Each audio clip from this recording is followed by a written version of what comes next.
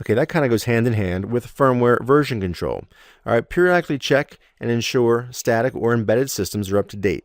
Now, again, with embedded systems, they typically don't update that often, right? It's not like a typical operating system with like Windows or Linux where you have to do updates sometimes weekly, if not monthly.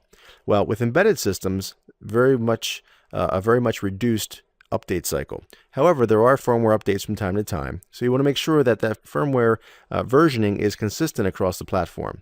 All right, so many times a company will look for what's called a target adoption rate before installing in their environment. So, in other words, if a new patch gets released, well, you're looking, okay, what is the target adoption rate for that specific patch throughout all your customers?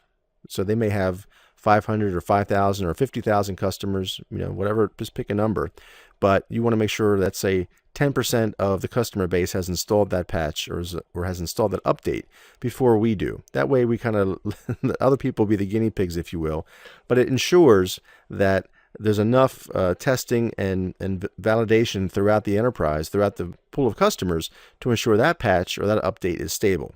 That way you can then bring it into your environment and install on your critical systems. Because think about it, if you have critical storage arrays or critical servers, tier 1 servers, tier 1 applications that literally can't go down for any length of time.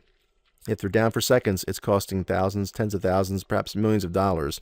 Well, you want to make sure that those firmware updates obviously keep your system secure and keep them patched, but they don't bring things down. They don't, cause an unplanned outage. So time is money when we're talking about business. So by ensuring that other customers have tried this, installed, and they don't report any issues, we can then comfortably bring those patches and those updates into our own environment.